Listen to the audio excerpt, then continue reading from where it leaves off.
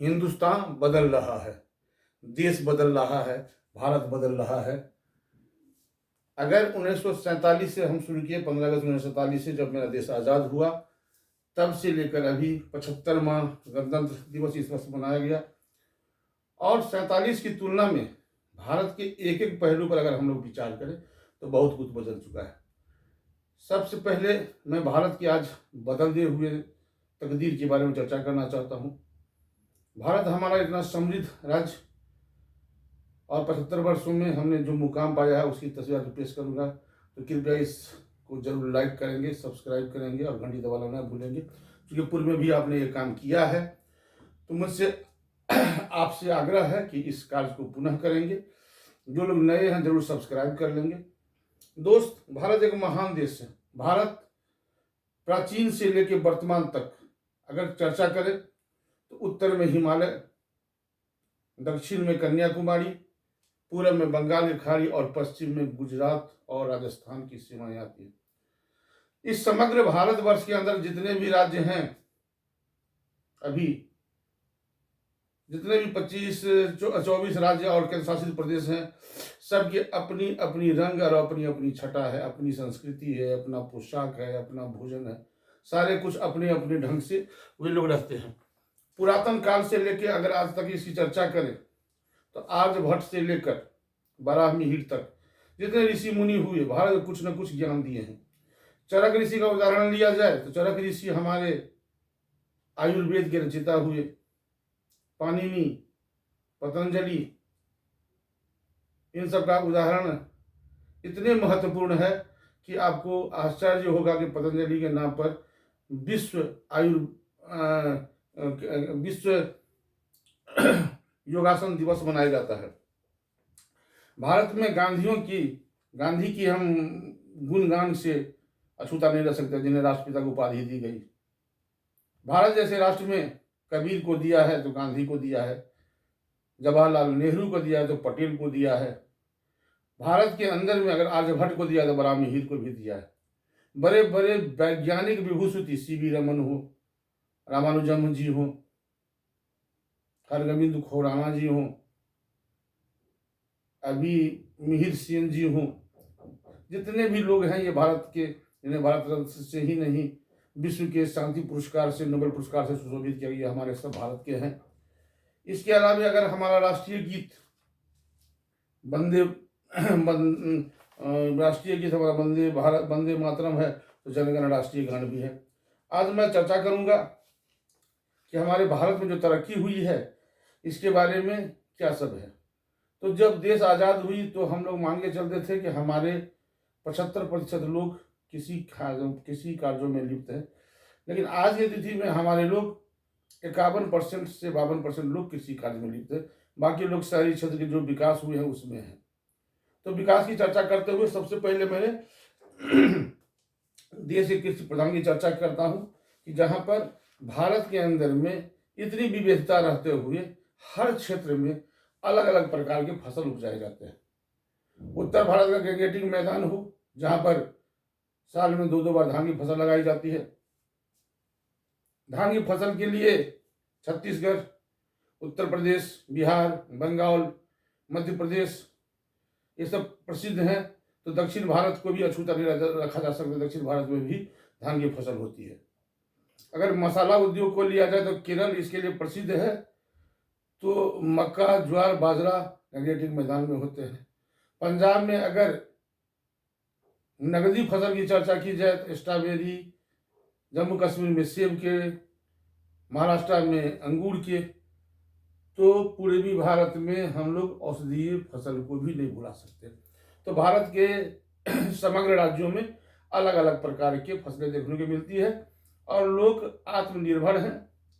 पुरातन काल में प्राचीन व्यवस्था पर कृषि की जाती थी, पुरातन तकनीक पर की जाती थी। घरों के अंदर में जो कंपोस्ट खाद इत्यादि होते थे उस पर खेती होती थी।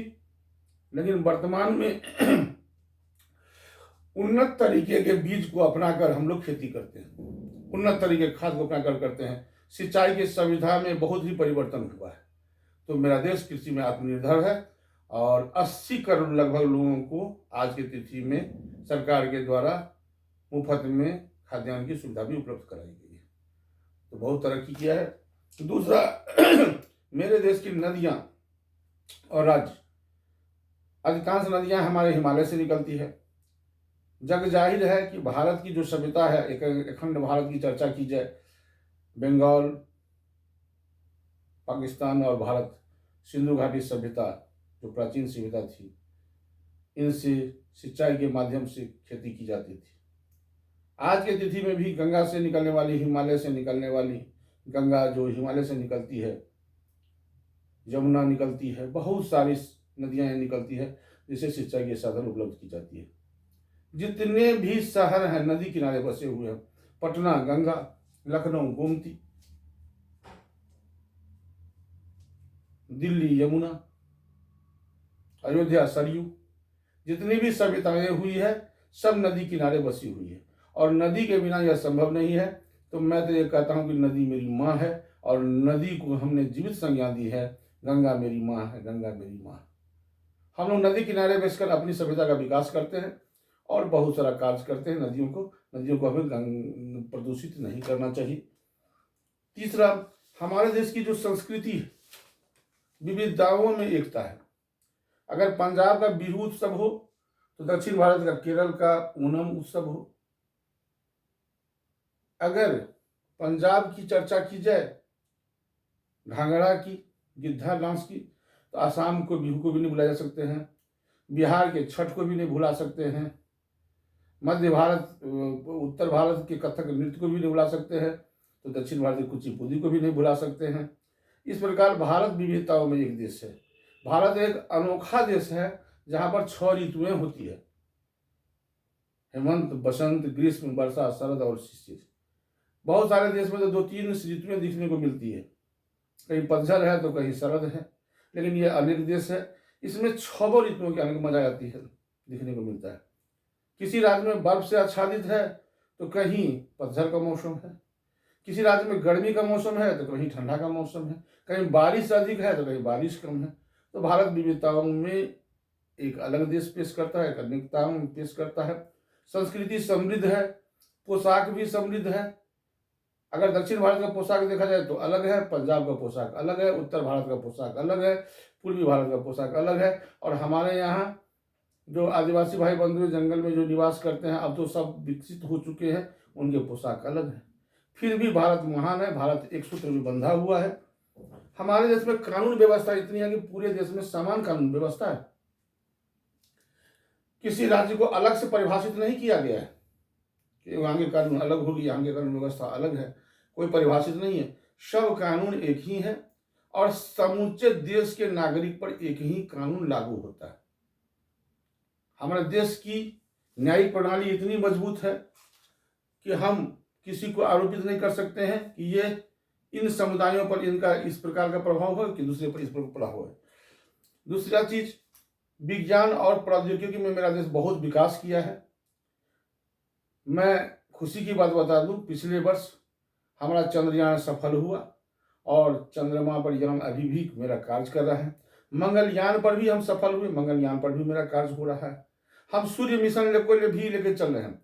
हमारे इतने बड़े बड़े सैटेलाइट हैं जो ऊपर में कार्य करते हैं, जिससे हमें मौसम की सटीक जानकारी होती है। हमारी टेक्नोलॉजी जो है सैटेलाइट के माध्यम से चलते रहता है। तो हमारी विज्ञान और प्रौद्योगिकी इतनी उच्च कोटि की हो गई है कि हम विश्व में अपना स्थान बनाए हुए हैं। सबसे इम्पोर्टेंट जो सॉफ्टवेयर टेक्नोलॉजी है वह भारत हब सा बनता दिख रहा है। इसके अलावा कुछ कुछ सामरिक और ज्वलंत मुद्दे होते हैं जो हमारे पाकिस्तान, पड़ोसी राष्ट्र, बांग्लादेश इत्यादि से चलते रहते हैं। कश्मीर एक मुद्दा हमारे देश का जब से देश आज़ाद हुआ तब से है, लेकिन बीते 2 वर्ष पहले माननीय उच्च न्यायालय के आदेशानुसार, संसद के आदेशानुसार 370 धारा या जो छोटी मोटी ज्वलंत मुद्दे थे 35 इत्यादि को समाप्त कर लद्दाख को अलग स्वायत्त परिषद घोषित कर दिया गया, कश्मीर को राज्य का दर्जा दे दिया गया। बहुत सारी समस्या का निदान हुआ। इसके अलावा कुछ धार्मिक मुद्दे भी हैं जिसमें भी माननीय उच्चतम न्यायालय का आदेश आया और वहाँ पर अलग ढंग से अलग समुदायों के लिए सामरिक महत्व के भवन निर्माण हुए ज्वलंत समस्याओं का निदान कर दिया गया। आने वाले समय में छोटे मोटे मुद्दे होते रहते हैं, लोग न्यायिक प्रणाली में इतना विश्वास है, इतनी मजबूती है, तो उसका हम लोग निर्णय ले लेकर समाप्त करते रहते हैं। सबसे बड़ी बात है कि हमारा सॉफ्टवेयर में बहुत डेवलपमेंट हुआ है। आज बेंगलोर चले जाएं, आप हैदराबाद चले जाएं, आप कलकत्ता जाएं, दिल्ली जाएं, लखनऊ जाएं, सॉफ्टवेयर के जितनी भी बड़ी बड़ी कंपनियां हैं विदेशों में, ये सारे का हेडक्वार्टर इन जगहों पर अवस्थित हो गया है। और रोजगार की तो ये बातें हैं कि अगर ये सॉफ्टवेयर नहीं होता तो भारत में बेरोजगारी का दर कितना होता, अंदाज आप लगा सकते हैं। दूसरा, कृषि के क्षेत्र में अमूलचूल विकसित हुई है। कृषि में जो बीज की प्रणाली है इतनी कि एक एक कट्ठा में, यानी आपको मैं बता दूं, 1500-1600 स्क्वायर फीट में एक एक क्विंटल अनाज का उत्पादन हो रहा है। सबसे बड़े सड़कों का जाल बिछ गया है। नल जल योजना के तहत हर घर में पानी पहुंच गई है। आवास योजना के तहत हर आदमी को आवास मिल चुका है। चिकित्सा क्षेत्र में भी कार्य हुए हैं। चिकित्सा क्षेत्र में भी बहुत सारी मुफ्त योजनाएं के तहत चिकित्सा सबों को उपलब्ध कराई जा रही है। अंत में मैं लोगों को बताना चाहता हूं कि आज का वीडियो अच्छा लगा हो तो जरूर सब्सक्राइब करेंगे। सब्सक्राइब करने से मैसेज दूर तक पहुंचता है। अपने तो सुन रहे हैं, ठीक है, आप सब्सक्राइब कर लिए, लेकिन दूसरे को जो बताएंगे तो मैसेज दूर तक जाएगा और मुझे कमेंट के माध्यम से जानकारी होगी। अंत में मैं धन्यवाद देना चाहता हूं कि मेरे जितने भी वीडियो लोड होते हैं उस पर आपका कमेंट आता है, अच्छे कमेंट आते हैं, सुझाव आते हैं, मुझे सीखने का मौका मिलता है। अंत में मैं धन्यवाद के साथ आज का वीडियो समाप्त करता हूं।